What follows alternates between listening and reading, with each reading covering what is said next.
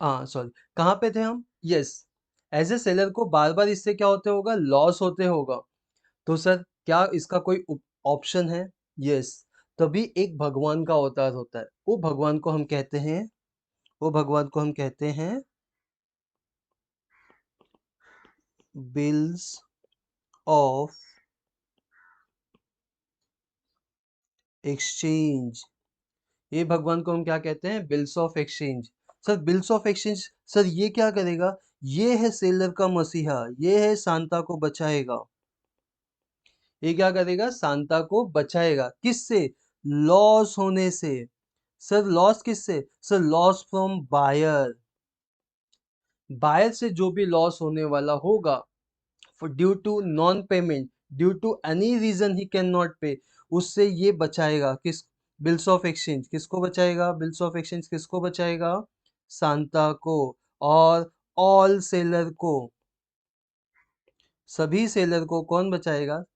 Bills of exchange. तो sir bills of exchange होता क्या है? तो bills of exchange is nothing but a piece of paper, एक पेपर का टुकड़ा है जहां पे क्या होता है, जैसे कि सांता ने क्या किया पहले? सांता ने बांता को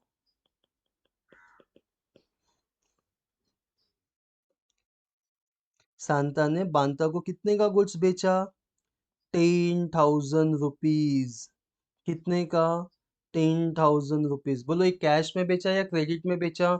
तो सर ये गुड्स आपका सोल्ड हुआ है क्रेडिट में।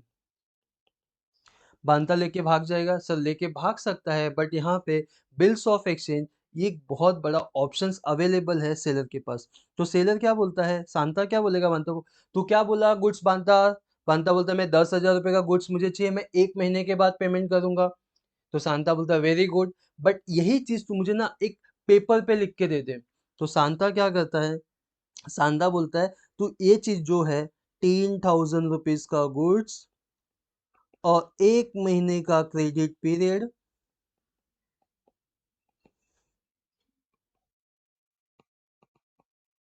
ये सब चीज एक पेपर पे लिख के दे मुझे।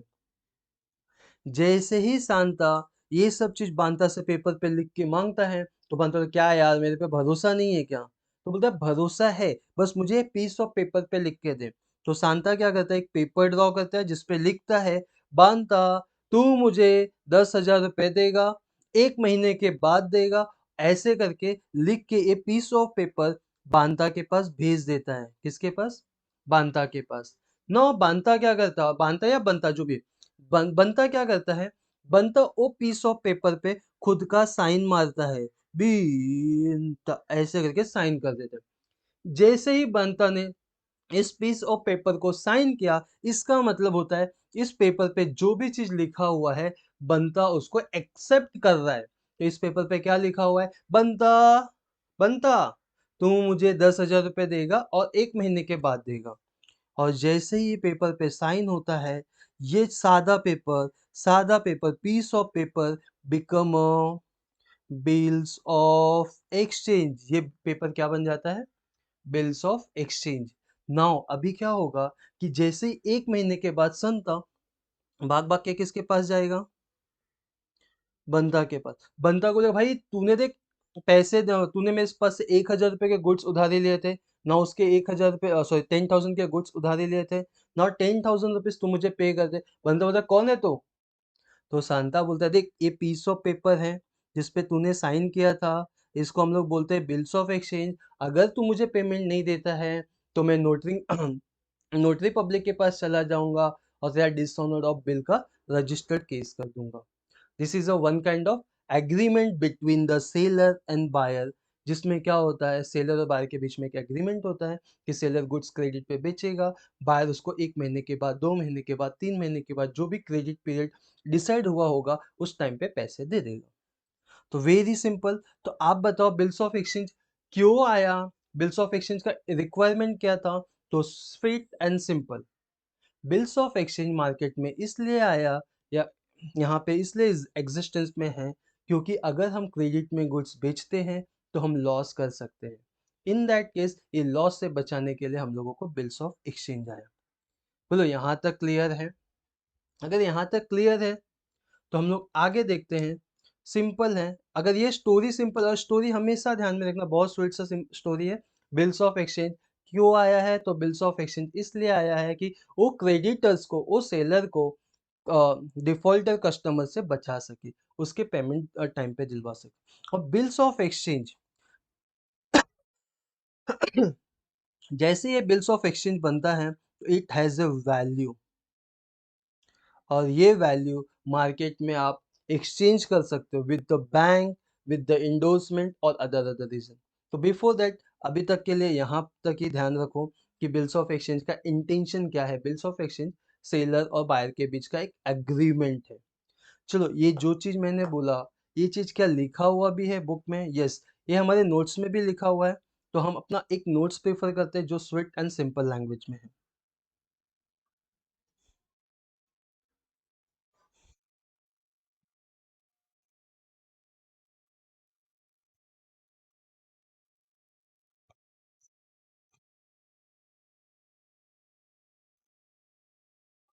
यस, तो आपके सामने देखो, ये 12th स्टैंडर्ड बीके का सब्जेक्ट है, और स्टडी वाइब्स, हमारे क्लासेस का नाम है स्टडी वाइब्स। और this is a bills of exchange, that is a trade bill. हमारे 12th स्टैंडर्ड में सिर्फ ट्रेड बिल है, और ट्रेड बिल के अलावा भी फॉरेन बिल होते हैं, अकोमोडेशन बिल होते हैं, that is a different different kind of bill होते हैं। वो हम बाद में देखेंगे, जो हमारे सिलेबस में पहले वो देखते, इट्स अ वेरी सिंपल। तो bills of exchange introduction. A businessman is forced to sell goods on a credit due to fear of competition। बोलो, सेल्समैन को या बिजनेसमैन को गुड्स से क्रेडिट पे क्यों बेचना होता है? क्यों? Just because of competition. Market में इतना कंपटीशन है, अगर हम गुड्स क्रेडिट में नहीं भेजेंगे बेचेंगे तो क्या होगा? अदर जो कॉम्पिटिटर है वो एडवांटेज ले चला जाएगा, वो हमारे कस्टमर को उठा ले जाएगा। ठीक है। Second, bills of exchange is a small piece of paper. What is a bills of exchange? It's a small piece of paper prepared by the seller। इसको कौन बनाता है? तो ध्यान रखना, इसको बनाने वाला कौन है? सेलर बनाता है। ठीक है, सेलर बनाता है। Only if goods are sold on a credit।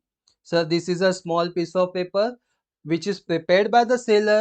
Sir, कभी कभी कभी when goods are sold on a credit basis, अगर goods को credit basis पे sold करते हो। In other words, हाँ बोलो कन्हैया, क्या डाउट है? अच्छा, हाँ, ये जस्ट एक, हाँ अच्छा, ये जब तक ये एग्रीमेंट बनता है और एग्रीमेंट पे जब तक सिग्नेचर नहीं होता है तब तक इसको कोई वैल्यू नहीं। This is a piece of paper, इसको ड्राफ्ट भी बोल सकते हो। समझ में आया? ड्राफ्ट का कोई मीनिंग है? अभी किसी ने आपको एक चेक दे दिया 10,000 रुपीज का, उस पर साइन नहीं मारता है, तो सर वो साइन जब तक नहीं मारेगा तब तक वो 10,000 रुपीज का कोई वैल्यू नहीं, it's a zero value. It's just a piece of paper, it's just a draft. Sir जैसे उसने उसके ऊपर साइन किया, तो अब वो चेक को आप बैंक में डिपॉजिट करोगे, and now you will get 10,000 rupees. तो समझ में आ रहा है? साइन करने का बड़ा वैल्यू है। साइन नहीं होगा तो उसका कोई मीनिंग है। This is just a piece of paper, this is just a draft. After signature it become valuable document, it's called as bills of exchange.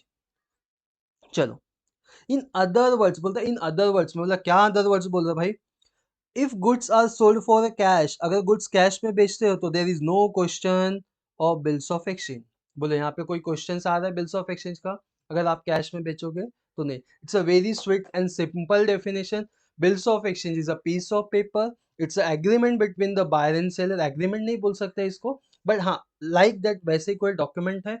Sir उसमें क्या क्या लिखा होता है? उसमें बहुत सारी चीज लिखे होते हैं, बहुत सिंपल है, मैं बताऊंगा। बट अभी के लिए आप यहाँ पे इतना ही ध्यान दो, इस पे लिखा होता है भाई तूने गुड्स क्रेडिट पे लिया है, 1 महीने या 2 महीने या 3 महीने के बाद तू मुझे पेमेंट करने वाला। ये कॉन्सेप्ट, ये कंटेंट वहां पे लिखा होता है, जिसको बायर क्या करता है? एक्सेप्ट करता है। जैसे ही बायर एक्सेप्ट करता है, it become a valuable document.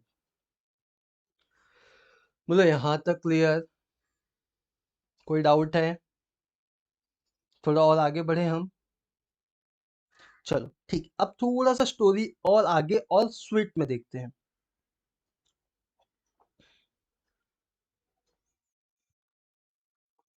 तो आपको समझ में आया था सर यहाँ पे क्या होता है? सेलर, सेलर मतलब सांता। सर उसने क्या किया, उसने बायर को गुड्स बेचा, किसको, बंता को। सर सेलर ने बायर को क्या किया, गुड्स बेचा। सर कितने का बेचा,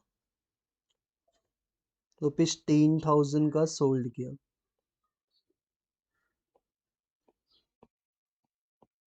करेक्ट है। अब बंता ने क्या किया, उसके बाद सेलर ने और क्या किया, सेलर ने एक पीस ऑफ पेपर पे कुछ कंटेंट लिखे। सर उसको क्या बोलते हैं, उसको बोलते हैं ड्राफ्ट। सर एक कंटेंट में क्या लिखा होता है, इस पे लिखा होता है कि भाई बंता साहब तो मुझे 1 महीने या 2 महीने के बाद 10,000 रुपये देने के लिए बोला है, जरा इस पे। फिर ये लिख के क्या करता है संता ने इसको लिख के बंता को दे दिया। अभी बंता क्या करेगा, इस सेम डॉक्यूमेंट पे सिग्नेचर करेगा, उसने सेम डॉक्यूमेंट पे क्या किया, सिग्नेचर किया। सिग्नेचर मतलब उसने उस चीज को एक्सेप्ट किया। और जैसे ही भाई साहब उसको एक्सेप्ट करता है, जैसे ही भाई साहब उसको एक्सेप्ट करता है, ये ड्राफ्ट क्या बन जाता है, बिल्स ऑफ एक्सचेंज। ये ड्राफ्ट क्या बन जाता है, बिल्स ऑफ एक्सचेंज। और ये हो जाता है वैल्यूएबल डॉक्यूमेंट्स। ये क्या हो जाता है, वैल्यूएबल डॉक्यूमेंट्स। सर ये बिल्स ऑफ एक्सचेंज का क्या कर सकते हो, ये बिल्स ऑफ एक्सचेंज को आप बैंक में दे के उससे पैसे ले सकते हो। सर ये किसी पार्टी को पेमेंट करना हो तो वहां पे एक्सचेंज कर सकते हो। तो सर ये जब तक साइन नहीं किया था तब तक ये ड्राफ्ट था, साइन करने के बाद बन गया बिल्स ऑफ एक्सचेंज।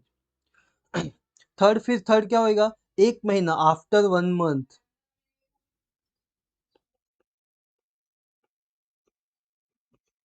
1 महीने के बाद सेलर सांता क्या करेगा, बंता के पास जाएगा और क्या बोलेगा, भाई ये बिल्स ऑफ एक्सचेंज उसको शो करेगा, ये डॉक्यूमेंट उसको दिखाएगा। और उसके अगेंस्ट में अपना 10,000 रुपीज रिकवर करेगा, उसके अगेंस्ट में अपना 10,000 रुपीज रिकवर करेगा। तो ऐसे जाके आपके पूरे के पूरे ट्रांजेक्शन कंप्लीट हो जा रहे हैं। तो जरा बताओ, what is the first step, seller buyer को गुड्स क्रेडिट में सेल करता है 10,000 रुपीज में।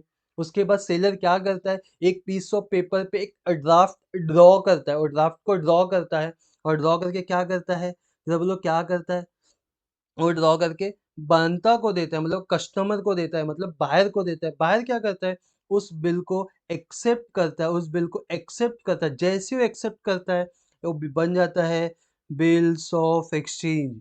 और bills of exchange is a valuable document for you. बोलो यहाँ तक क्लियर है।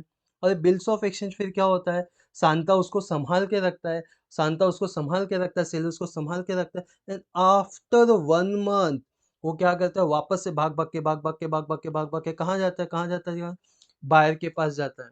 और बायर को क्या बोलता है, ए लो भाई आपका बिल्स ऑफ एक्सचेंज देखो और मुझे उसके अगेंस्ट में 10,000 रुपीज दे दो।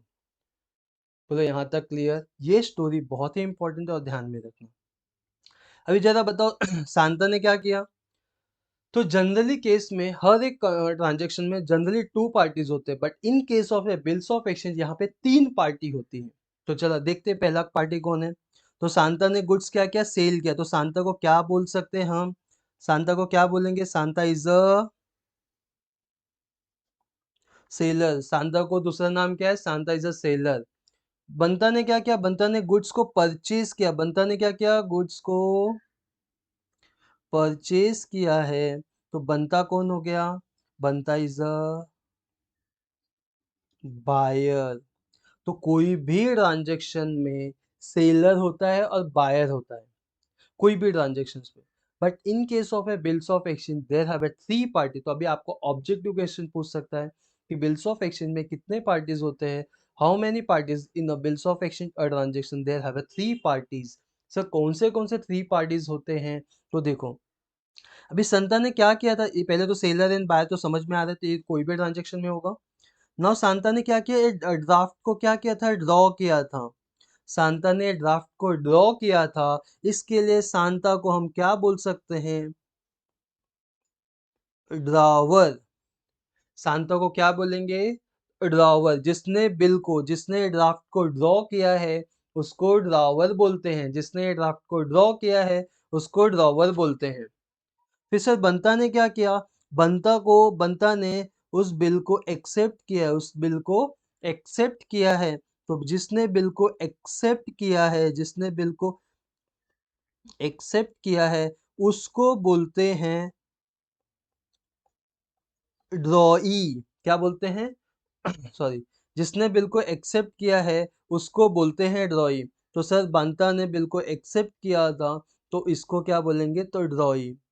तो सर बताओ, बिल्स ऑफ एक्सचेंज के केस में कितने पार्टी हैं? तो पहला है सर, संता ने बिल को ड्रॉ किया, that's why he is a drawer. और बंता ने बिल को एक्सेप्ट किया, that's why he is a ड्रॉई। तो सर अभी क्या होगा, 1 महीने के बाद संता भाग भाग के जाएगा बायर के पास और बोलेगा भाई मेरा पैसा बाकी था, ये देख बिल्स ऑफ एक्सचेंज, उसके आगे इसमें मेरा पैसा दे दे। तो जब भी बंता पे करेगा, तो संता के पास ऑप्शन है, संता खुद भी पैसे कलेक्ट करने के लिए जा सकता है, वो बैंक को भेज सकता है, वो अपने किसी रिलेटिव्स को भेज सकता है, वो अपने किसी क्रेडिटर को भेज सकता है, डेटर्स को, क्रेडिटर्स को भेज सकता है।